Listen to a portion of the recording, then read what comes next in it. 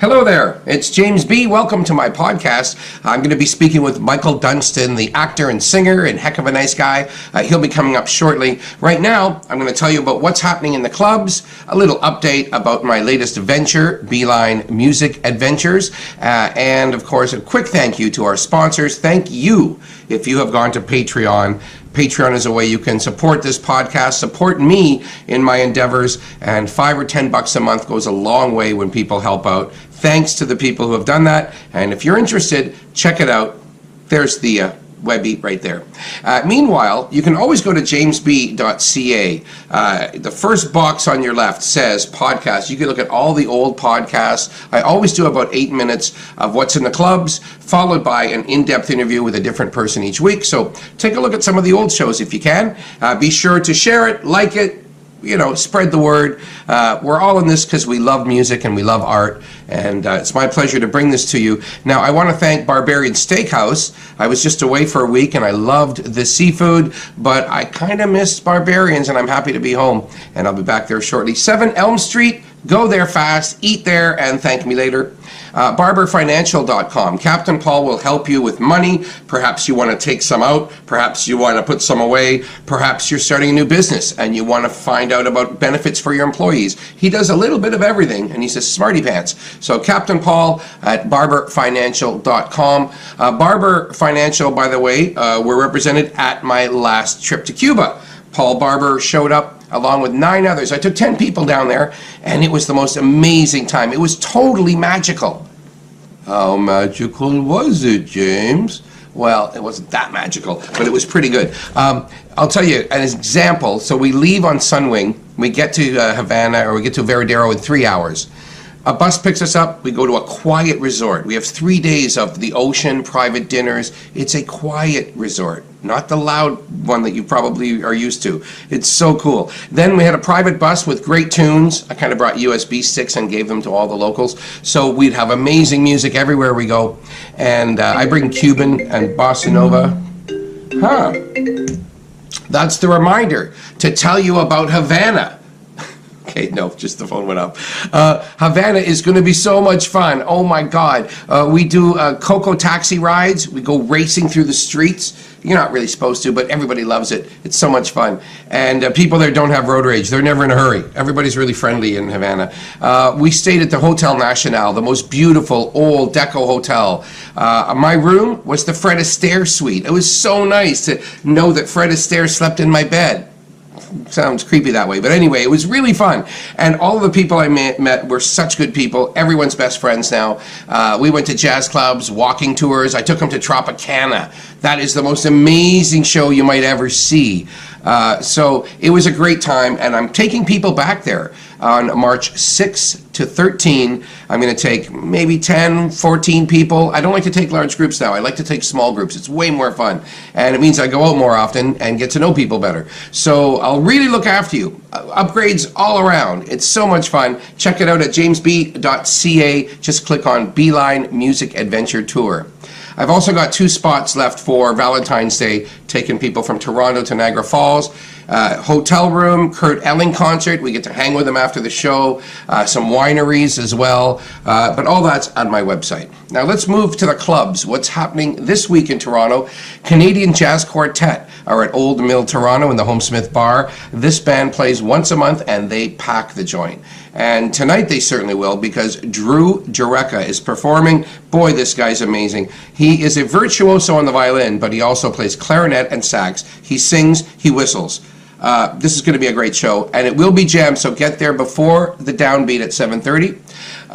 Gene DeNovi is there on Tuesday, February the 5th. If you don't know Gene, go to one of my old podcasts and you'll see how amazing this guy is. 91 years old, wrote songs with Johnny Mercer, hung out with Duke Ellington. The guy's amazing, and you can get in more information about that at oldmilltoronto.com. Oh, I should tell you, Eliana Cuevas Trio is there tomorrow night. So there's always something good happening down there. And oldmilltoronto.com, click on Homesmith Bar, and you'll see the calendar of amazing musicians down there. All shows, by the way, no minimum, no cover, I should say, $20 minimum, and shows are always 7:30 to 10:30. The food's good, pretty good there too, so order up some appetizers or even a main meal, and you'll love it.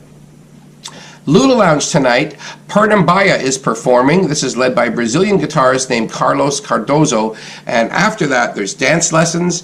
And after that, there's a Yanni Burrell is performing. Now, when you think Yanni, you might think Yanni. Not that Yanni. It's this Yanni. Yanni Burrell. And DJ Suave plays at the end. Salsa Saturdays. Coming up next week, Lorraine Klassen is going to be there, and oh man, she is so cool. She's singing songs from South Africa. She is a diva. She is a goddess. Her band kick butt. It's so much fun. All the listings are at lula.ca, and it always feels so warm in there. In these cold days, you want to go somewhere warm. Jazz Bistro, sax band Irwin Hall is joining the Ewan Farncombe Trio tonight and tomorrow night. And what else is happening? Next week, Bulgarian Arts Festival. There's a concert with a killer drummer. Lisa Particelli's Girls Night Out. It's an open mic night. Men can sing too. And that's on Wednesday. And Colin Hunter is returning to croon jazz standards Thursday, Friday, Saturday. I love going on weekends because you see how many tourists just stumble into the room and go, wow, this is a nice room. And then you hear like a sea of nummy noises because the food is so good there. So jazzbistro.ca for all those listings. And speaking of good food, Hugh's Room have done so many things to improve that place. I've always loved the sound. I've always loved the sight lines. I always love the staff. Well, the staff seem happier than ever. The food is better than ever. And you want to check it out. There's a lot going on. They always book all kinds of music. Tonight there's country, a Western Swing Authority. Tomorrow, French Squeeze, performing the music of Jacques Brel, Edith Piaf, and more. And then also coming up, John McDermott and a bunch of different friends, Thursday, Friday, Saturday. And coming up this Wednesday, on February the 5th, something really cool. It's a melting pot of goodness. Some of the most beloved musicians here in Toronto from all different ethnic backgrounds. They're celebrating Toronto's first multicultural neighborhood with a cabaret. So David Bookbinder, Andrew Craig, Michael Acapinti, a whole bunch of amazing people are performing there February 5th. Check out all the listings at hughesroomlive.com. And I know it's a ways away, but I should tell you, the last time I performed there with the Tiki Collective, over 200 people showed up. You might want to get tickets now for March 5th. We're having a winter Tiki party. Basically, we're saying winter, what winter? We're in full-on denial, and we're going to play hot music. It's going to feel so hot in that club. And that's March 5th, 8 p.m. Tickets and information at hughesroomlive.com. Finally, at the Rex, like always, dozen bands. They're booked over there. It's Raoul and the Bigger Time. It's a bigger version of Raoul and the Big Time, which is already a great band. They're playing tonight and tomorrow night. One of my favorites, Dave Young, Terry Promain Octet. I presented some of their shows when they first started. Their charts are unbelievable. They'll do a couple of modern tunes, maybe a Rick Wilkins tune, but they'll also do a bunch of Horace Silver, Dizzy Gillespie. It is killer. It's one of the best bands in the country. So they're playing on Saturday, and all the stuff is at therex.ca. They do almost 20 bands a week over there. I did see one more thing here, and I don't want to forget about it.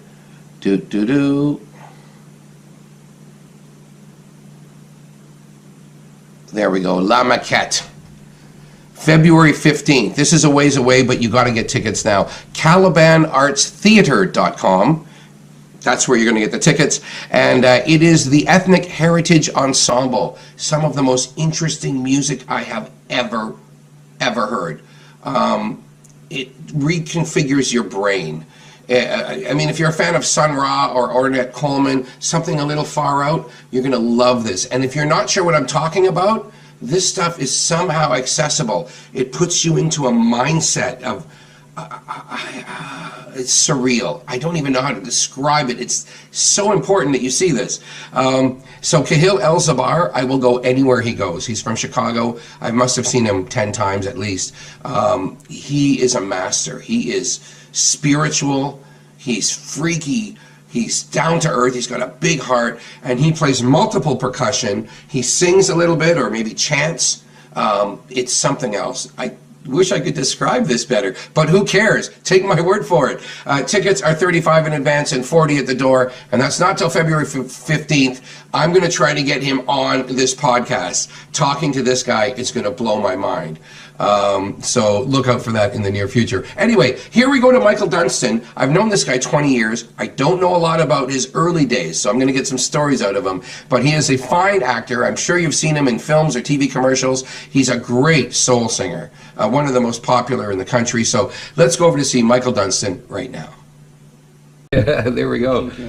All right, Michael Dunston. All right. Now, I want to start at the very beginning. Woo! You are born. I was born. Where are you? I was born in Raleigh, North Carolina, and I grew up in Providence, Rhode Island. I went to high school in Providence, a high school called Hope High, where Jeffrey Osborne went as well. He's 5 years my senior, but we went to the same high school. I even remember when he got inducted into the group LTD. There was a nightclub. LTD had came up from, I believe, Miami, played a club. The singer got into a fight, got arrested, and they needed a singer right away. Jeffrey used to sell records at a store called Carl Dickens. Carl Dickens was like in between gigs, and there was a pitcher behind playing on a drum set because he led his own band. He got the call, went down, got the gig, and for Jeffrey Osborne, of course, the rest is history. Now, in my case, I had been singing in church, 10 years old. My Glee Club teacher, even before that, came to me, and I joined the Glee Club. And the way that you got in, she played piano notes, and you copied the notes. So when she played the piano notes for me, I sang the notes, nice and pretty. She liked it. So she played a little complicated melody, and I sang every note. And then she immediately took me to the principal's office. Now I'm trying to figure out what's going on. She says, you know, this young man has an extraordinary voice.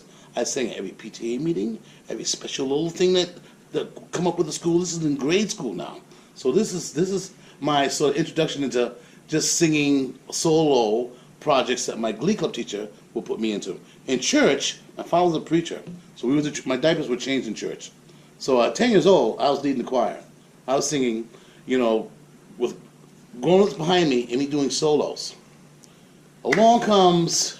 And this is Providence, Rhode Island. This is a beautiful place to actually be living, right? Absolutely. Because everyone gets along, and it's also no separation of church and state. This is a beautiful place to live. Fishing all the time. It's the Ocean State. So, you know, I went to junior police camp every year. My mother would send me out there, and you learn how to swim, and you fish. We fished so much in my family that in the middle of the week, my mother would take me fishing, and I'd go like, Mom, I want to hang with my friends. No, we're going fishing. And, you know, my family just loved to fish. So my singing thing, I started singing with Street Corner Harmony, like back in the days. We're talking 1968 then. And I'm singing these Street Corner Harmonies and stuff with a couple of guys. And at the YMCA. And around 1969, I'm hooked up with 2 or 3 guys singing. And I remember these brothers coming into the Y and watching us sing. And he goes, what are you guys doing? I said, we're singing. And he says, I mean, you guys can't sing. And Mingo, one of my friends, says, oh, Michael can out-sing all you guys. And they said, what are you talking about? So they want to have a small, quick contest. So Louis starts singing Tracks of My Tears for his boy. People say I'm the life of the party. And he wasn't really doing a good job. His friends started laughing at him halfway through it. And then I came up with this Michael Jackson tune. When he did that ballad, you know, when it was a Smokey Robinson song, his first ballad, it was killed. I just killed it. So I got a little bit of a recognition from that. And that same group would rehearse at the Y and at this house where a band used to sit back, a band called Macaponda. These were college cats. And they would sit back and watch us. You know, we're doing our thing, right? College dudes, we're junior high school cats. Oh my goodness. Hey, come on with it. This is in real time. Let me call you back. I'm in the middle of an interview, okay? Okay, bye-bye. Bye-bye. Was that your wife? No, my weed connection. Ah! Mary's Wellness. Very important meeting coming up. We call that a production meeting. Yeah, absolutely. So anyway, I'm singing at this house, and the guys are lounging around, musicians, knock upon there, watching us. About a week or so passes, and I'm on my bike, riding my bike with a bunch of friends, and we see Hell's Angels drive down the street. So we want to go follow them. And they go to Randy's gas station, which is right down the street from where I live, and they're filling up their bikes and stuff, and we're checking out these Hell's Angels. And I look across the street, and I see a bunch of guys with congas and stuff, and, you know, instruments. They're trying to get into the IBA club to rehearse. So I go with my bike, and Bobby Fowler, the guitar player, who was one of those guys sitting on the couch, recognizes, hey, there's that cat that can sing. hey man, sing for the guys, fellas. I'm on my bike, I'm going, Now, how old are you? You're a teenager? I'm 14. Singing for Hell's Angels. Michael Jackson, no. Singing for the band that's across the street. Okay. That's the Hell's Angels at the gas station. Right. They were across the street trying to get into the building. Michael Jackson had just got discovered that week. These guys had me singing, and I started singing, many guys have come to you with the line that with the truth. La la la la la la la la la means I love you. Delphonics tune. Yeah. And the guy said, man, yeah, he can sing. And they said, look, we can't get into the building right now, guy, but come back tomorrow. We're going to be rehearsing here. So I don't know what they really want. Like, come back tomorrow. And they're jamming. I didn't know what jamming was. Guitar player, for 20 minutes, one song. So they finished. That's when I found out what jamming was all about. Right. 2 drummers were in the room. It was a really wild scene. And they said, look, kid, we got this gig coming up. And we want to sing it. We need to sing it. They showed me a list. Do you know any of these songs? It was Sly and the Family Stone. It was this, Temptations, this and that. And I listened to the radio. I happen to know a lot of those songs. They said, look, we want you in our band, but we have a lead singer. His name is Manny Barrows, older cat. So we'll introduce you to him. But you 2 guys are going to do, because we have a wedding for Jeffrey Osborne's cousin that Jeffrey Osborne can't make for Wayne Hall. And the wedding song is I'll Be There by Michael Jackson. And you're 14 and you can sing it. No problem. Yeah. And check out with me and Michael Jackson, our birthdays are a day apart. He made it allow for me to sing in nightclubs. So when Michael got discovered, started playing and everything, these guys brought me into the band, and they were doing the club scene and the college scene. No one ever questioned me. Right? I had a big afro and everything, same as Michael. I was doing his stuff and Stevie Wonder stuff at the time. So these guys took me on their wing. Manny Barrows, the singer, the main guy, thought I was a phenomenon. And he told me, you know who taught me how to sing? Jeffrey Osborne taught me how to sing, man. He said, but you're going to be killer. You're going to be an amazing little singer. That's great that you got a guy who wasn't jealous. He was there to nurture and help you. He was I'm 14 years old. This is 1969. So I do my first gig. It's a wedding in the daytime, and then we played at the roller skating ring in Rocky Park in the evening. Now, this is 1969. You check this out. I'm rehearsing with the guys all weeks. I got pictures in my phone of Sammy Davis upstairs having dinner with the family. The Fowlers were a musical family. Like, their uncle was the lead singer of the Dixie Hummingbirds. They knew Sammy Davis Jr. One of the cousins placed Dinah Ross when she left the Supremes, and then she became a background singer for Joe Cocker. Because I went home one year, we went to Boston to the wall. Why are we going to see Joe Cocker for what? Because so-and-so singing background. I got to meet Joe Cocker and have a joint with Joe. It was nice. So anyway, to make a long story short, that band, Nakuponda was the name of the band, which means I love you Swahili. I'm playing the Alumni Hall every Friday, Brown University. These guys went to Brown. Two guys went to Brown. One guy went to URI. Another guy went to Rick, Rhode Island College, University of Rhode Island. 2 guys went to Brown. So I never played my prom. I never went to my prom. I sang at my senior and my junior prom and all the other proms in town. They were a band like Soul Stew. Yeah. You know, back then. Yeah. You know, the repertoire that Soul Stew does today, they were doing back then. The stuff was just fresh out. Yeah. So, and I was singing soprano. I was singing just like Michael Jackson. So when you're singing with Soul Stew now, it must really mean a lot to you because it just reminds you of where you came from. Oh, yeah. I think I'm the most authentic R&B singer in the city. Because I grew up through that whole deal. Yep. I'm not a good West Indian singer. I'll tell you right now. I can fake it. Yeah. But I don't fake singing R&B. You're right. It's like Marvin Gaye, I know where he's coming from. Sam and Dave, I know where they're coming from. Otis Redding, I know where he's coming from vocally. Yeah. You know, because I'm an R&B singer. One thing Prakash said to me, Mike, if you like really specialize. Prakash John from the Lincolns. Yes. Yeah. He says you could be this. Boom. He puts me on the highest pedestal of any singer. He's on the best singer in the country in his mind because he knew it. He found me in the Blue Note. I was singing. And that's the Blue Note Toronto on Pierce Street. Note, which I had a house gig there before it was the Blue Note. Everybody says about the Blue Note, Blue Note. Listen, when it was Peaches on Pears and the brothers owned it, I was there 2 New Years in a row. And I had a house gig there with a band called the Rhythm Cats. Yeah. Me, Brian Legier, and Sean Pitzel, a 3-piece band. So we were there, and then Sid Markowitz came in and bought it from the brothers. Then they had a big special night with George Oliver doing the grand opening. I was there that night. But 2 years I was there prior before I became Blue Note. It was called Peaches on Pears. What were some of your favorite bands when you were at that place? We're going to go all over this interview. We're going to go back and forth. But at that, whether Peaches or Blue Note, I remember seeing Screamin' Jay Hawkins there, right? At the Blue Note? Yeah. Okay. I'm wondering who you might have seen. The Area Code was great. Area Code was a great band out of New York. There was a band out of Montreal that was good also. The guitar player, Kat, was playing in that band. Sonny Greenwich? No. You know Kat, she played with Prince. Oh yeah. Yeah, she the band was called Too Cool, something like that nature. Came out of Montreal, and they played there. She was great. So this was soul, R&B, and funk, right? At the Blue Note during that time. Yeah. And I got in as a guest singer every month. George would come hire me to do, because I jumped on stage even opening night.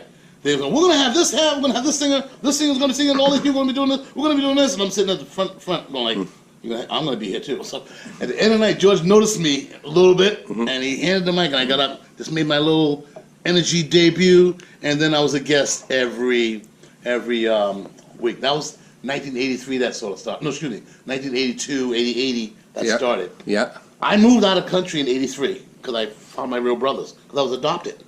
Wow. I was adopted into a family of all girls, and then in 83 I found I had 7 brothers, another family that all grew up in Jersey. If I had grown up with them, we would have had a Jackson 6 or 9. Because my brothers sang a little bit too, so I discovered them, and then one of my brothers... So in the 80s you moved back to New Jersey to see your family? For 2 years, from 83 to 85, and I was out of the country for too long, and my status, I was married to a Canadian, but you can't be out for no more than 6 months. I didn't know that. So I came back, and they said, you got to go back to Jersey to reapply, blah, blah, blah. And certain things happened because of that. First of all, going back to Jersey, I wanted to show my brothers what I've been doing all my life. So I went around singing. I went to the Purple Onion in Jersey, took 2 of my brothers. The band they had like amateur night. Sign up. I signed up, and I went and sang a couple Luther Vandross songs. The crowd went nuts. Nobody was singing Luther Vandross. This guy. And nobody had a range like yours anyway, Absolutely. Probably. Right. And so the band says, listen, if you're going to be around at the end of the month, we're going to have the finals, and we want you back for finals. But meanwhile, while you're in town, would you mind coming and singing every week and 2 nights a week? Fine, sure. Now I did the amateur show. I'm gigging now up to the end of the month, and I've learned 4 or 5 more songs now. Yeah. And when you know at the end of the month what happens, I win. Right. Because now I'm really seasoned. With my brothers freaked out. So 2 of my brothers I brought there.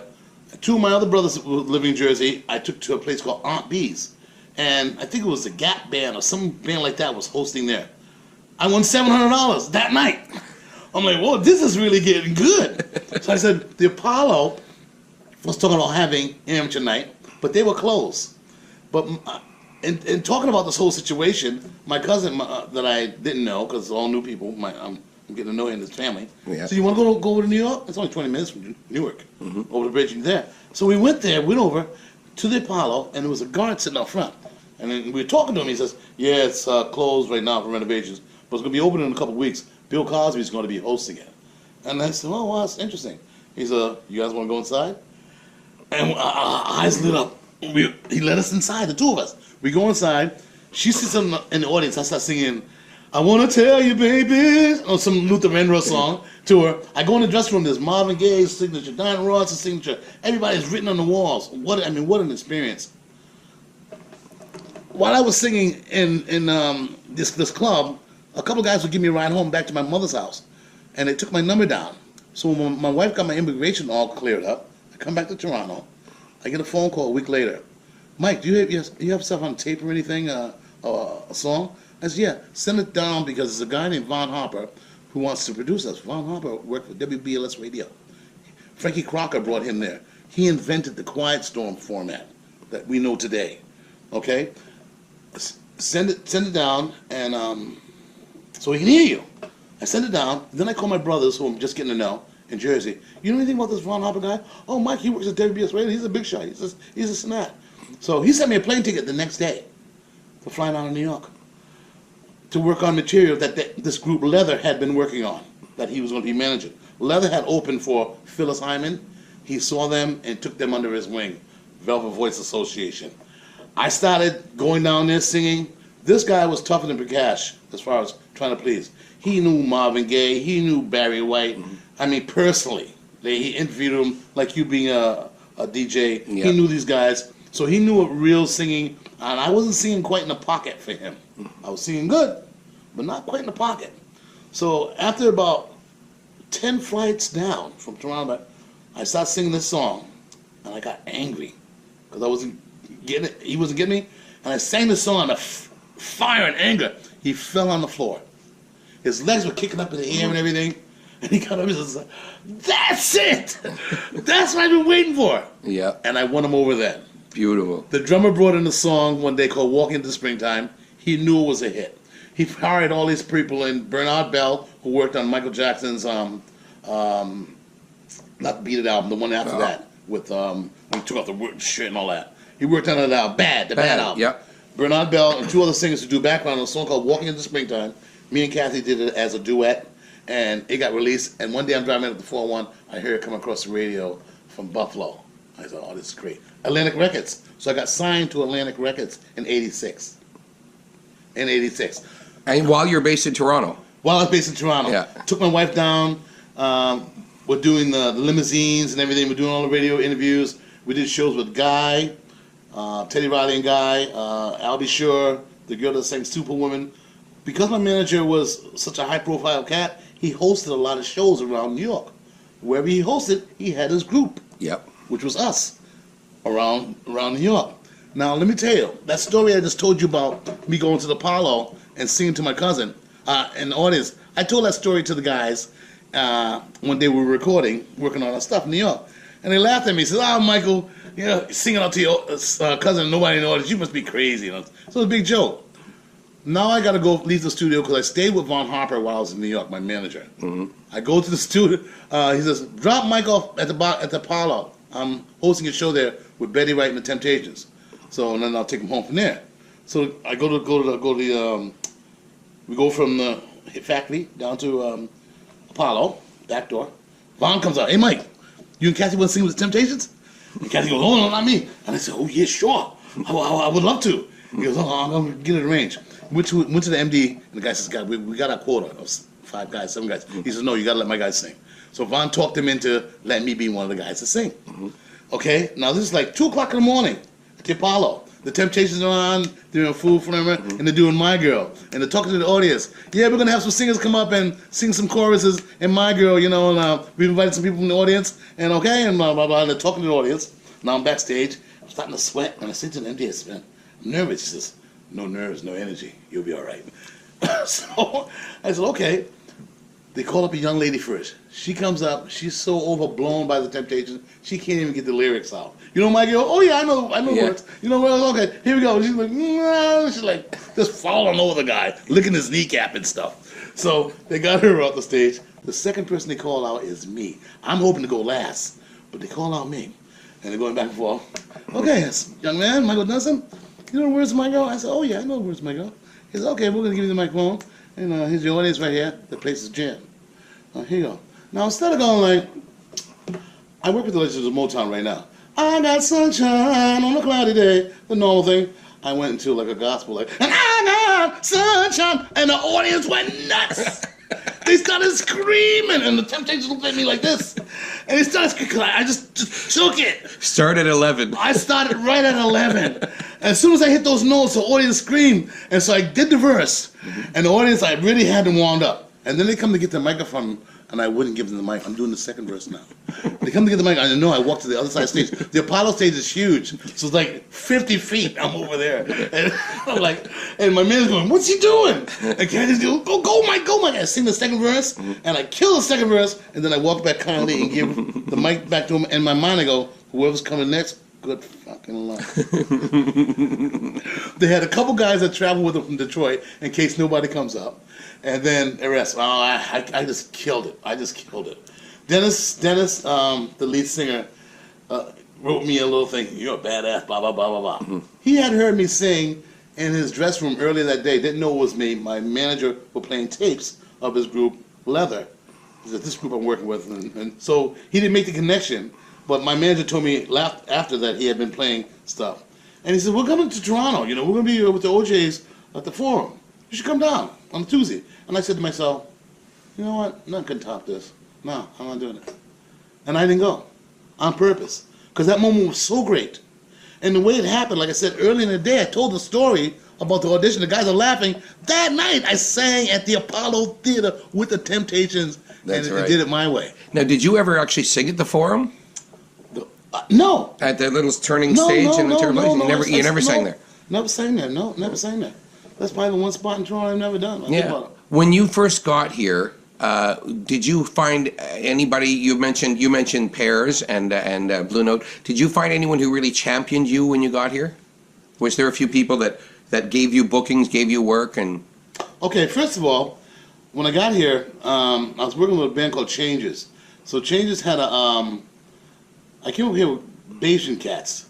I was living in Albany, New York, playing in the band there, and I left one band to join another band. So Mitchell Taylor, who was the leader of the band, folded his band one Sunday night and says, I'm going to Canada.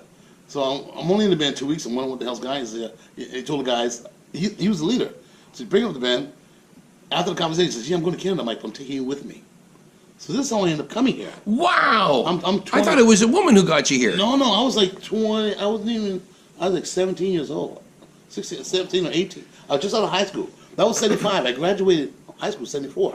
75, I'm here. Wow. 75, I met my wife. My same wife I'm married to right now. Yeah. But check this out. So, but she didn't gut you here. It was a musician who brought you with them. Yeah, but she brought me here the second time. This is so weird. I came up here, joined that band, and we were working for about 6 months. Now I'm a teenager making $200 a week, and it was fine with me. It was good money. Those guys, Tony Cadogan, he worked for the telephone company, and he was like making lots of money, made $400 a week or something. The bass player Ricky was working for a lawyer's firm, and he was making good money. They left their jobs to go to pursue music. Wow. They were great musicians. That was the 70s, wasn't it? Exactly. When They you were got paid They large. were great musicians. You know, came up with Bob Bales playing really well. And the band was nice. The band was called Changes. Docky Roberts was already here, and Happy, the drummer, was already here, both Bayesian. So those guys all knew each other. And Mitchell Taylor was also a Bayesian with huge muscles. He played trombone and keyboard, right? And I was with him. First day of rehearsal, Docky Roberts' girlfriend, who was the manager, who had the contracts, comes to the band and says, we decided that we won't need Michael. Hadn't even heard me sing yet. And Mitch says, what do you mean? Well, you know, Docky can do the singing, the guitar player. He's singing like this. Why can't we be friends? Why can't look at he's hurting? Because girls used to tell me, why does it look like he's hurting when he's singing, right? He couldn't sing. So Mitchell said right away, he says, look, Michael's not going nowhere. Michael goes back, we're all going back. The other two guys didn't even know me. But because Mitchell was how good I was in his eyes, so that was the end of that conversation, never to be spoken again. So that band lasted about 6 months. The guys got fed up. They weren't making enough money. They took off and split back to New York. I had met Gloria during that time. My first gig was in Barrie at the Brookdale. So I met her on my first gig, ran from her because she was older than me and stuff. And she told me I was going to be hers. So I really ran really fast. Came back 3 months later. We hooked up, and the rest is history. So when that band broke up, immigration came. The manager was pissed off. The band broke up. Michael Dunston's living up in Barrie there with this young lady named Gloria. You go get him. So I'm not knowing I'm in trouble or anything. The guy comes, real nice guy. He says, yeah, you're gonna have to leave in about a week because you don't have a work visa, blah blah blah blah. So I fell in love with this woman. So you know what? I'm coming back. I'm gonna come back. I'm gonna be this. I'm gonna do this with my music. You know, you just watch. And she's going, yeah. She's being really nice about it. There's a kid with a dream. You think about it. And I'm saying, this is what's going to happen to me. You watch. I'm coming back. So I went back home to Providence, back to my mother's house. So I'm there for about a week. On a Wednesday, I get a phone call.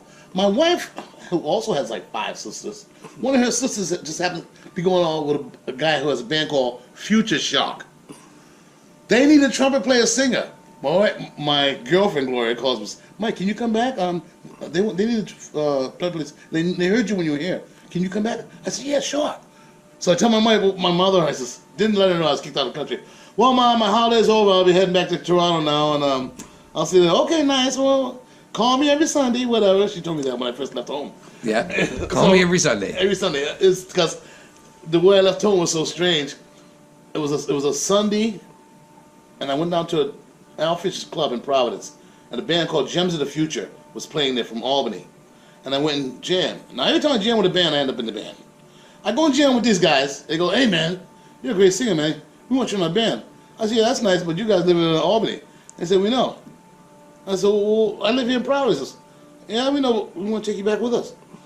And I'm like, "How do I leave home?" Like you know, Wheels Jam, they were a good band, horn band, ended up playing trumpet in that band as well. Right. And so I said, okay. And you're a teenager. I'm a teenager, Right. And my mother's at work. She's a nurse. So they basically finish their matinee, do their gig. They come to my house about 6 o'clock with this big old white box fan. "Hey Mike, you ready to go?" I'm like, "Oh shit." So I grab all my stuff, garbage bags, my green swing 10-speed, throw it in the truck, drive 4 hours to New York. As soon as I get there, I gotta call my mother. She's gonna be wondering where I'm at. Yeah. I call her up. Ma, I went and sang with this band down at the club, and because even when I joined the first band I was in, Nakapanda, she said she let me join it at 14, no problem. You know, she's like my biggest, made my first stage clothes and everything. Yeah. So I said, "I'm in New York, blah, blah, blah." She said, "Okay, that's nice. Call me every Sunday." So And that was it. that was it. Wow. So I would call her every Sunday, and then when I arrived on this side of the border, I was calling her every Sunday, and I was making money with these guys, and I would send them money too. I would send to Shiller's doing okay. Here's some money. Here's $50 or whatever, and that was a lot of money in those days. Yeah. I was making 200, and I could sacrifice 50, maybe 75 every so often. Call every Sunday, every Sunday, every Sunday, every Sunday. Check this out. Rockets Paradise. You know that club in Montreal? Yeah. Sure. Future Shock was one of the last bands to play there. We had played there a couple times. We're playing at Rockets Paradise, and I called my mother that Sunday. Mom's not home. Where's Mom? Mom's in Montreal. She is? I'm in Montreal. She's in Montreal with the church. They took a bus up to Montreal. They do this every once in a while. Put up some money and take them to New York and stuff. Yeah. And so I called her at the day's end. "Hey, Mom, how you doing?" "Boy, what you doing calling me here?" My mother talking. Real southern. "You told me to call you every Sunday." "I know I told you to call every Sunday, but girl, boy, I'm in Montreal. Yeah. "I'm in Montreal, boy." I said, "Mom, well, I'm in Montreal." "You is?" I said, "Yeah. I'm at a club called Joe Rockets." "Well, we coming down there. I'm going to get the whole church and we all coming down." I said, "Mom, it's a nightclub." "I don't care. I'm coming." She hadn't seen me in a few years. Right. So she brings the whole church down. Now, Joe Rockhead, when he came into his club, all the women, he would always hand a rose. So all these women come in, because mostly church women, a few guys, and he hand rose. My mother goes, "Boy, what a beautiful place. You know, he gave us all flowers. It was so nice." And I got to sing, and I still got the picture of me on stage with this jumpsuit on, a big afro, and my mother standing there with me.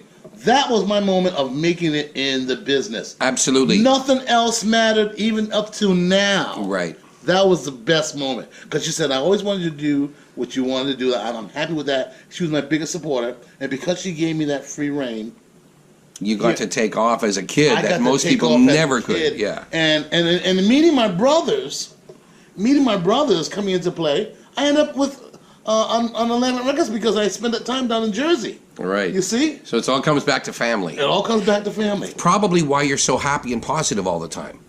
That is a true fact about me. Right. Like, Even my wife can't. When she says negative things, it's Gloria.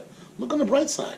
Look at how good it could be in case it does happen. You always find what might be happening if this happens or that. I always check for the positive. What's good's going to come out of the positive side of anything. No, I'm not a negative type person when it comes to most stuff. I'll apologize if I say something that's intrusive, and although people take it the wrong way. I am a Virgo. Detail matters. All these kind of things. It drives people crazy. yep. But I get shit done. I Yep. show up on time. Yeah. I get the job done. Right. No one's You're showered and sober and ready to play. Like you're a Absolutely. true pro. That's why you get all the gigs. I was in the gym this morning. Yeah. You know, like put my work, my 2 hours in, showered, ready to go to do what I got to do, and I love what I do. You sure do. I've been- Now, I want to ask just a little bit about your acting because you have done so many cameos in films, extra parts in films. You're Since basically 1995. in that My surrounding. first movie was Death Wish 5. Right. There's something ironic about that. Death Wish 5. With Charles Bronson. The first movie I seen in Canada, I couldn't wait. I was staying in Hamilton. Death Wish, the first one. The reason why I want to see it, Herbie Hancock did the score. Right. That was a great story. I ran down to see this movie just to hear the score. And the movie was good too. And then I followed every one.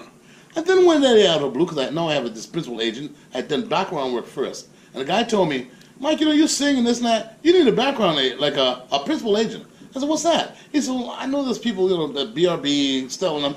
Here's a number. Call her and set up an appointment with her. And I went and talked to her. I was in the Links at the time. I said, you might need a singer that might, in a movie or something of that nature. It's just, our roster's full. They weren't going to take me on. He said, but we'll take a chance with you. I'm their best client now. Wow. I'm their best client. Well, you did a lot of stuff back then. Also, Tommy Boy, the singer at the wedding. My band's in Tommy Boy. That's your band. Mark Kelso's on drums. I didn't even recognize that. Colleen's on sax. Colleen Allen? Yes, she's on sax. Yeah. She just got married recently, as you know. Yeah. To Steve. He lives around the corner. Who gave me my first jingle.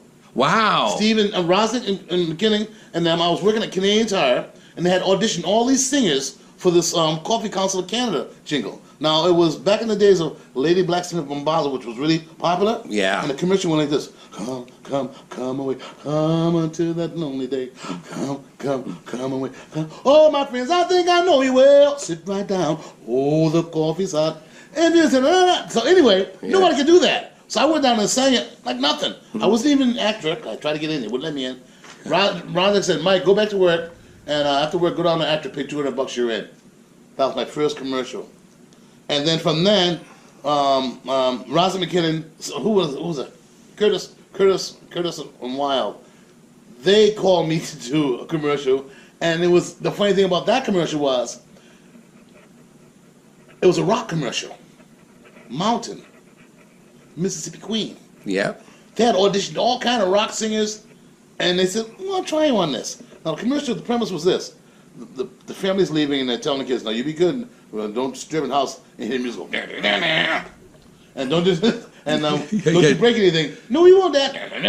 As soon as they leave, you hear the, and my phone, Mississippi Queen, do you know what I just came up with that energy, and that's how I got my second commercial.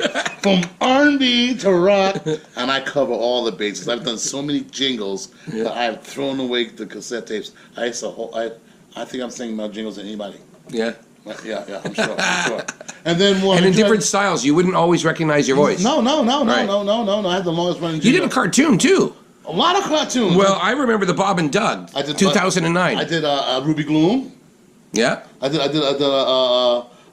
jazz. The Skeletons. We all did Skeletons. We from New Orleans, like this, and we had a band. It was kind of cool. And what about playing Bo Diddley in the Alan Freed story? That was cool. You know what that's all about, right? I know the Alan Freed, the payola and radio, right? Yeah. And so I got the audition to play Bo Diddley. Now here's what I did at home. I got this outfit on. I put on this hat, put on some suspenders and stuff, and I said, "I am Bo Diddley." In the mirror, I went down to the studio. Who was down there? Maestro Fresh West, dressed in all like a Pimp Daddy suit. Yeah. You ain't getting the part.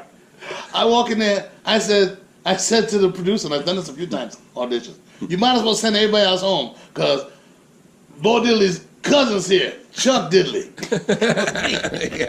And they laughed right off the bat. And basically, and I got the part. I went to a guitar player to show me how to do the drum, and I did the same thing with Bob and Doug. My agent said, Mike, if you can, during the auditions, sing something. At the end of your audition, make up something and sing.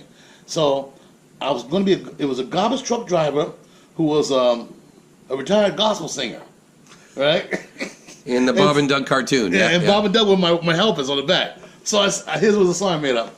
This little truck of mine, I'm gonna wax and shine. Oh, this little truck of mine, I'm gonna wax and shine. Oh, this little truck of mine, I'm gonna wax and shine. Wax and shine, wax and shine, this truck of mine. And they just fell out. And I told them, Demo Cates was there, all these other actors. I said, you might as well send all those guys out of here right now. They were laughing at me, but I got the part. And then Bob, he said, your audition was great. And what a great song you did in the end. And then they had me singing in the cartoon. Right. You gave them the idea to put something else in there. And so they had me singing a few some blues things. I did the House of the Rising Sun. Yeah, killer. What about your more recent ones? I'm thinking about the Best Man Holiday. Best Man Holiday was nice. Right. I played Morris Chestnut's dad in that. And that was nice. I was around. I shot for 2 weeks in the Bridle Path in this gorgeous brand new mansion, not even used, with all the best top black actors, all of them surrounding me. It was great. I give the moment. Terrence, Terrence from what that series he was doing as a music mogul. But anyway, Morris Chestnut, Ty, I can't remember their names now. But that was a nice shoot. And then I did another one with Whoopi Goldberg called A Day Late and a Dollar Short. I haven't even seen that one yet. Mm-hmm. We had a little spot down in the beaches there. No, not Scarborough Bluffs. Yeah. And she comes up, she's looking for Vic Rames, her boyfriend. And I'm like, what are you looking for him for? We work together doing like the barbecue thing, making barbecue and stuff. So we look for Vic Rames, you get all the ribs you want right here. So I had some nice little dialogue with her and hang out with Whoopi. It was cool, and I still go back and forth with Whoopi online. Oh, right on. Yeah. So you balance your acting, and you balance your family life, and you balance your singing. Mm-hmm. Soul Stew, I remember seeing you in the Rochester Jazz Festival with about 8,000 people on the streets. We are the talk of the town. You couldn't we hold the record get there. close. Yeah. 13 years in a row. We're going back this year. No other band, no American band, and it's an American state, has played there as many times as we have. And I think if we didn't play there, the festival would fall apart. They would get complaints. They would get complaints. Yeah. Because now people show up 3 hours before we even hit the stage. I walk on stage and they're screaming already. They know all the words to all the songs. They have all our CDs, and it's a big production. The two guys that put it on, of course, John Nugent and Mike, they play horn, so they get to play with Soul Stew. So our horn section gets a little larger, right? And they get to jam with us. But the audience, man, it's my best gig of the year. I love it. Yeah. And John Johnson is your regular horn player? Forever. Yeah. So since Soul Stew started, he was there. To take it in perspective, Soul Stew was originally called the Funky Presidents. We were formed after the Parachute Club broke up. So Dave Gray, guitar player, called me up and he says, "Look, I'm putting together this band, and we're gonna do songs that we just like to have fun with." So he called me up. David McMurray's playing Keyboards, yeah. And Mike Slosky on drums, yeah. Perry White and Michael White and Johnny. Wow. 3 ones. Wow. The best cats playing, and we had a house gig at the Bamboo every Sunday. Actually, then I'd seen you, because when you said after the Parachute Club, I remember seeing the posters around. Okay. And of course, the Bamboo was where you would go anyway for horn bands. So every Sunday we were there as a band that was just playing, but we didn't call ourselves a band. We said, well, we're not really a band. We play this song because we like it, and we were just like fooling around doing it so much when you're playing it every week. The band's getting tighter and tighter, and then we did a gig at the Diamond Club. And we ran across Roberto. Which is now the Phoenix Concert Theater, but back when it was the Diamond, yeah. So, and Roberto had a band there, I think called Meltdown or something. And we came in, and he was like astounded by our band. He was like, wow, this is a good band. Now, people think of Roberto Acapinti as a jazz player, maybe a Latin player, but he is so into Soul Stew. He's into every kind of music, right? Absolutely. It's very versatile. Yeah. And he loved Soul Stew, I think, from the start. So somehow Kier, who played in Patrick, the bass player, ended up not being in the band for some reason. Then Roberto's in the band. Yep. And it's gone on since then. And we've had a couple drummers. No, only one other drummer. Mm-hmm. Mike Slosky, then Mark Kelso. Yeah, Mark Kelso. And me and Mark Kelso played together in the Lincolns prior to Soul Stew. And when did Matt Horner come on board? Matt Horner was our third keyboard player because he came in after Lou Pomati. Yep. Lou Pomati got upset with John Carlo at the College Street Bar, because we started playing the College Street Bar in 1990. We played there 9 years. And we opened the Orbit Room that nobody knows. We were the opening band. Yeah. Couldn't play there because we were playing at the College Street Bar. And then there was a mix-up with John Carlo and something went down, and Lou ended up leaving and starting the Dexters over there and doing that whole Dexter trip. And then we brought Matt in. I had played with Matt and a couple of jobbing things, so I knew of him. Yep. Called him in, and he's been there dedicated. So it's a pretty dedicated band. They just asked us recently to start doing Thursdays at the Orbit Room, but I think we're going to do it once a month. Yeah. Because we do have a lot of fans that we build up. And we started the whole music scene on College Street. That's right. Oh, there was nothing happening until the Orbit Room opened up. But here's the deal. I saw Tim. Tim used to stand next to me Tim Nodder, the owner? Yes. Yeah. When we were doing the College Street Bar, we were packed every Sunday. Packed. And he said, man, I would love a scene like this. At the time, the upper room was called Capricios, and it was doing jazz. Yep. 'Cause I sang there when it was... Yeah, but not very busy. No, not very busy. No. When it went for sale, he bought it, and that's how that all started. With Alex Lifeson from Rush. Right. And we did the grand opening, and then Lou took over from there. Yeah, And the rest amazing. is history. And then with one more guy, David Gray on guitar. Okay. Yeah, when did he start? Well, David Gray is one of the originators of Soul Stew. Oh, he was? Yeah, he called me. Oh, wow. And then we all put it all together with as Yeah. as it sits. And the new guys are Roberto, say Mark, and Matt. Johnny was already there. So Johnny and Dave were there from the Yeah, beginning. from the beginning. And now, because of this old school video, you just released a video, and there's 70,000 hits on YouTube in 3 weeks. Yes. Congratulations on Old school, that! man. Wow. And you got to check out the lyric, right? 'Cause What the heck? I'm telling a story about how it was back in the day. That's what the song is about. Right. Old school. Yeah. That's right. And back and it's just a simple story that everybody back in the 70s and 80s went through.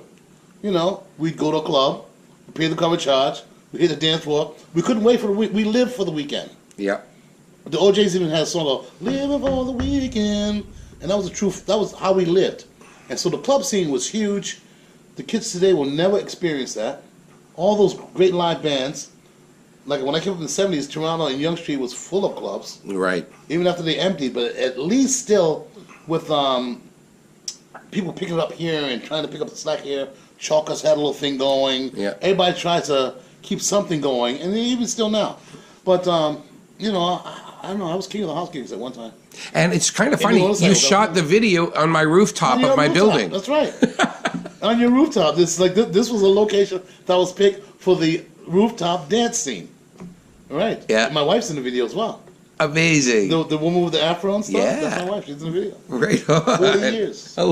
How long? 40 years we were married. 40 years. I met her in 75. We got married in 77. So you're just getting to know each other then? Absolutely. Now here's that nice guy that kicked me out of the country. When I was coming back, Neil Dixon of Dixon and Pro Pass, he was giving me 6-month work visas, and I would take him up to Aurelia. Right. So Neil, at this time, this is Canadian Music Week. yeah, Neil right, Dixon. right. What Same was? guy. So, and he had He Solid was- Gold Records. he Yeah, was doing well, a whole bunch of things. He was the agent for Future Shock. Oh, I didn't know that. Yeah, he was the agent. So he sent us all over the country. There's a guy I should be interviewing at some point. He's got some stories. Oh, I bet. absolutely. Well, he's the one, and so I knew him really well. And so when I came back, all I had to do was go to his office, and he gave me a 6-month work visa, whether I had work or not. And Right it was on. So it was like the immigration guy suggested. He says, after 2 years of that, he says, "Why don't you guys just cut out the paperwork and get married?" To me and wife, to me and Gloria. So we did this. We just kind of looked at each other. Okay, so we went down to City Hall, paid $15, and we were married. You already knew it anyway. $15. We got the neighbors from upstairs. Be the best man or whatever. Witnesses. We went and got married just as a piece, and then went to Wellington and got drunk. It was December 8th. Snow everywhere, and the pictures in the video. And at the end of the video, you see a couple of pictures of me and my wife. That's me bringing across the threshold. That is so cute. So our wedding pictures are actually. So you're balancing now between the acting and the family and Soul Stew and this new Crack of Dawn, not new project, but new success in a way, right? Exactly. So tell us a little bit about the history of Crack of Dawn, because a lot of people probably think it's a new band. Crack of Dawn is here. When I first get to the country, I'm rehearsing with Future Shock at a place called Mason's Music. Okay? Future Shock is rehearsing here, Crack of Dawn is rehearsing here in the next room. So I hear this guy singing, he sounds like me. It's Glenn Ricketts. And I said, man, that band sounds really good. So I go out in the hallway and I meet Glenn, like face to face. I said, man, you got a good band, man. He said, yeah, I heard you singing over there. I said, so I go in and listen, and they're talking about this contract that they just signed, with CBS or whatever, big contract. And they're talking about they're getting ready to go on the road to do. We were rehearsing to go on the road to play clubs. Our next gig was going to be in Timmins, and we're going to Kapuskasing, and we were just playing clubs. Yeah. Future Shock was getting ready for that. Our rehearsing was for that. They were getting ready to go on the road to do opening acts. Blah, blah, blah. That first year, they had, Keep the Faith, Feeling All Right, playing on Chum FM. I'd be driving me up to 400, and I'd be hearing Crack of Dawn on the radio. They were hot. They They rehearsed all the time. And so they still have that rehearsing thing going down. The way they got their name is, they play the Colonial one night or whatever, and they finish playing at 1 o'clock, 2 o'clock, then they start rehearsing. They rehearse after the gigs. And In the clubs. In the clubs. Yeah. So when they came out one night and it was the crack of dawn. Mm-hmm. We should name our group that. That's how the name came from. Because they rehearse so much. Yep. Now we have a place we rehearse every Monday because getting ready for our big splash in Europe. So Mark Daniels has a place where we're going to rehearse every Monday. This band believes in rehearsing as much as possible, even if we're not gigging. And we're not gigging, and they're not looking for gigs. They're going through agents to do big gigs to make real money for a recording act that has an original project. Right. This is what you want to get to in the business. Exactly. Not always. I personally sing a lot of other people's songs that have been doing it, but I'm kind of tired of it. Mm-hmm. You know, I want to do my own stuff, and my own stuff is to bring me back up to the middle again. Going, oh, this is great. They're playing my stuff on the radio. It took a long time to get this recognition here, as far as, you know, maybe it should have happened a long time ago, but it did. Yeah, so Crack of Dawn came to you in the last while and asked you to come in, right? Absolutely. How long ago was that? This is about 7 years ago. They had tried Carlos Morgan, and it didn't work out. Mm-hmm. He didn't get to get it down, and he couldn't make. And he did one gig with him at the Harborfront. The second gig he couldn't make, and they called me up. So Stacy McGregor says, "You should call Mike Dunston." They called me up. I came to rehearsal. They had sent me the material. I came to rehearsal knowing all the material already. I sang everything.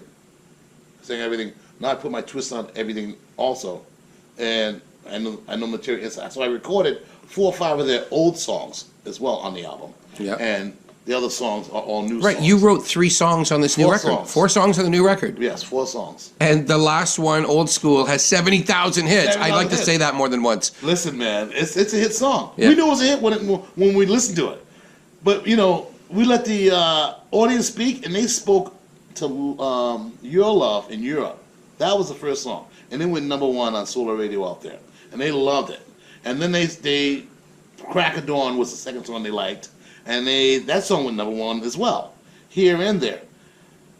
Old School was always one that they played no matter what. They said, you know, we really like this Old School song. Even though they were pushing Your Love, Your Love, Your Love, every once in a while they put on Your School. This song is really kicking. So that was shot all in Toronto, that video. Yes, it was. All around this neighborhood here. Yeah, in this neighborhood, and it looks really expensive. You did a great job at... We spent some money on that. Yeah.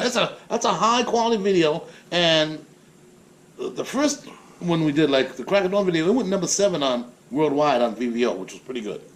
I look for this one to do even better than that. This video, we invested because we knew we had a good song lyrically. That we said this song deserves a good video. So we got the story. We hired a producer. We had a film company. A woman was a director. She did it. She was killing, man.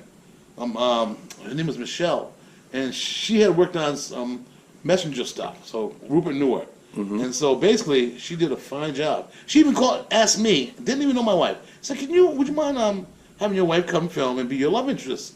And I said, well, you don't even know my wife. Didn't know my wife had a big old afro and everything. So she suited the part really well. That's right. You know, of the era. For an Old School video. So what do you have coming up in the next little while? What's on Michael Dunston's agenda? Okay.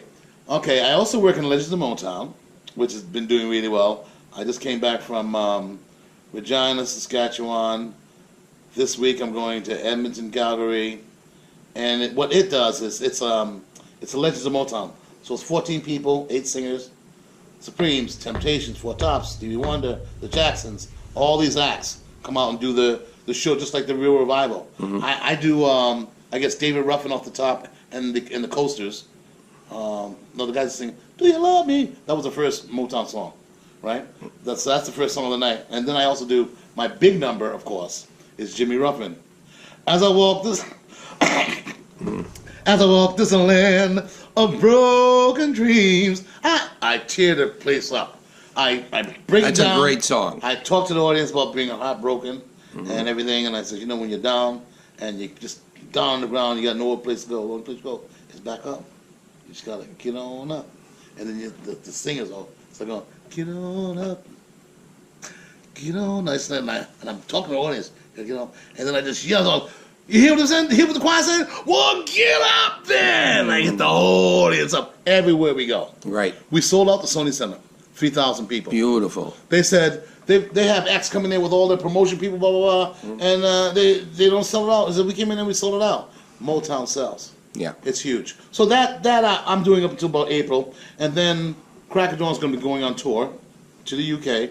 I think we're starting out with Martha and the Vandellas, and while we're doing that, they're going to be promoting us like crazy. She has a big following over there, so we're tagging along, and it's a good way for us to get our feet wet. Yep. When we go back out there again, on our own, we can ask for more money and do more things, but the main thing is to get out there and let people know that here we are, finally. That's right. And then you are going to be going back to Rochester this summer again. We already booked with for Solstice. Rochester. Yeah. Solstice all booked for Rochester. So good juggling. Good job of juggling. Yeah, man, my book is like a bouncing ball. So much goes in and out. The guys are wearing, Solstice wearing, well, you do this thing now with Cracker Dawn, what's going to happen is, well, listen, I got a book. I just go by the book. I even gave Cracker Dawn my Motown schedule so they could book around it. Yeah. But they're going to take precedent.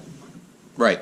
And on most things as this thing builds. Well, yeah. They 70,000 hits in 3 weeks. I think you got to stick with that for a little bit, right? Absolutely. There's some people out there that might want to see the band more than one place or two places. Now, do you have a secret? We're almost wrapped up here, but I want to ask, do you have a secret in staying positive? Because we live in crazy times with the environment, with politics, and I know you have some thoughts on politics. Your Facebook page is full of extremely funny jokes and some serious stuff. Being American, of course, I have to have to deal with what's going on down there and living here. I feel like me and Jerome Tucker are firing from this end to let them know that it's widespread. It's just not there. I seen a joke today was pretty funny. Every musician in the world has agreed to sing at Trump's impeachment play. Every musician in the world has agreed. So that's how you cope with it, with a sense of humor. Oh, absolutely. I think he's a joke. The funny thing about the whole thing is if you grew up in the States, you know how New Yorkers are. Us from the South never liked the New York people because they thought they were this or that. And they'll hustle you. As soon as you're off the bus, as soon as you're anywhere, they're trying to hustle you, to take money from you. Where do you think Trump comes from? King of the hustlers. Yeah. The guy's been the snake oil salesman since day one. And he's doing a really bad job at selling because Nancy beat his butt. Yeah. And like my friend said, well, Trump's not the president. Nancy's the president. And I kept telling my wife, I says, watch when he loses the power. I said, when they take over the House. And my wife couldn't quite understand what I was saying. I says, when they take over the House and they have the power, you remember how they pushed their judges through and everything? Didn't care what the Democrats thought. The woman was messing with this guy and they just didn't care. They walked all over her. Mm-hmm. This one little incident here that they're holding back from him. He's hurt a lot of his own people, and he is crazy if he thinks he's going to do it again. Shut down the government again. He should have learned his lesson. The damage he's caused now is going to last for a long time. All that economy stuff that he talked about, look at my great economy, everybody wants to come here. No, he's destroyed it. His ego is too big. And I knew it was going to be a woman to take him down, Stormy Daniels being one. Mm-hmm. Okay? Now Nancy did. Nancy is a real politician. You're a crook. Right. She's a politician. Crook. Politician. They're law people. You're a lawbreaker. You're going to end up on the outside. We haven't even heard from Mueller yet. That's the other shoe that's going to drop. And like the other joke I saw about people call me, Trump Jr. as opposed to Mueller next. No, man, it's what happened to my country. I used to love singing "My Country 'Tis Thee," all those great things, and making football players, calling them out. And this guy is. I grew up in the South, man. Racist. Yeah. He looks and smells and talks and I don't know where's his family at. Where's the Republican Party? Where they at? But I've always said this about the Republican Party. It's the Klan. They just traded in the hoods for suits. Seriously. There's no brothers in the Republican Party. Hardly any of us over there meeting with them. They're all old, and the new generation coming in is going to push them out. And they're just too old. Mitch McConnell, Kermit the Frog. I'm sorry. Yep. He can't stand up to this guy. He's afraid of Trump. You shouldn't be afraid of your president. Right. He fearmongers all the time. He comes out and he says, there's a crisis. We're going to be killed by all these brown people coming across the border. And all the drugs that are coming. Hey, what about the airplanes and stuff that all the stuff comes in? What about the natural ports that people push the stuff through? And what about your own people in your country that kill more people than anybody on the planet? I mean, if I turn up the stats every day, there are a lot of Americans being killed, everybody but crazy white guys and some black guys, every day. It ain't these people that are starving, that have no guns, they have rocks. Right. Okay? You have tear gas. And within your own country, you got a guy going to shoot 5 people in his family just yesterday. Yep. Talk about that. Right. You still haven't talked about the 50 that got shot from the hotel room in Vegas. Right. Talk about that terrorism with all your guns and the millions. So again, you must love living here right now. I'm loving living here, Yeah. and my family would love to live here with me. Yeah. I would never say I'm against the Second Amendment rule, but it was never meant to cover multi-machine guns, bazookas, and all other stuff that they want to say that I have a right to bear. No, you don't. And as far as I'm concerned, you don't even have a right to shoot anybody, because if you do, you end up going to jail. It's oxymoron. They tell you have the right to bear arms. What happens? Well, the person that's going to murder you is going to call you up on the phone, make an appointment, so you can shoot back at him. It don't work that way. So you have all these guns, and you really can't use them. How do you justify it? You Yep. can't. They tell you can't take the law into your own hands. Do you do any music that goes down that road? Are you writing any lyrics that go into that? I wrote a song on Bill King's album. Donny Hathaway has a song called "The Ghetto." Doom, doom, doom, doom. Great song. And I wrote lyrics to it. They say that blacks' lives matter, but when the man arrives, they scatter. Even with their hands up, still shot down and covered up. Only one way to keep it real. We need the truth to be revealed, yeah. Day after day, night after night, I keep living this ghetto life. Coast to coast, nation to nation. But the music, doom, doom, doom, doom. So those lyrics, and it's on YouTube. Right on. Yeah, it's the ghetto, so I wrote lyrics to it. Well, it's been a pleasure talking to you. I learned a lot of stuff about you I didn't know before, Hey, man. and I thought I knew you. Full of surprises. And my biggest influence, of course, is Donny Hathaway. Yeah. Oh, those tributes are so beautiful that you and do. Dave Young being my best friend, Yeah. wrote out all that music, and you know. So Dave Young, Oscar Peterson's bass player, helps you with charts and arrangements of all of All those great Donny Hathaway songs. stuff. And you've been doing that at the Rex Hotel for many years. We're trying to get a gig there now to do again. And when he does his jazz gigs and he goes up north and stuff, he calls me to do his jazz, because I have a whole jazz repertoire as well, which is cool. And I don't look at any lyrics. Yeah. I got them all in my head. Right, jazz and blues, you can do that too, yeah. I don't show up with no iPads. I'm from the old school of learning how to sing too, songs. You learn them, and then you come out. Because it's the same thing that I learned in auditioning from actors. I heard, it was a brother say, from Hollywood, says, know your dialogue. Like, know your dialogue inside out. So when I get to that audition and I spit out that dialogue back and forth, and we're going back and forth like this, it's very conversational, because I've worked it out with my wife already. Right. And she'll tell me if I'm going too fast or slow down or this and that. So by the time I get there, I know it. If I don't get the part, I don't care, because I did my part. They either want me or there's a look they're looking for, but at least I don't go there fumbling or going through, can I see the papers? I see guys do that. So, oh my God. No, you should know. You got to. Right, and if you're doing a jazz gig, and even if it's only a few times a year, you know the lyrics because you love the songs, and you're singing the song, you're selling the song. Selling the song, man. Yeah, right on. Song salesman. Well, I'll be seeing you in the clubs. Yes, sir. Michael Not Dunston. about it, man. Listen to go to crackadawnband.com and listen to some of the songs. You can play every song. You get a little piece of each song.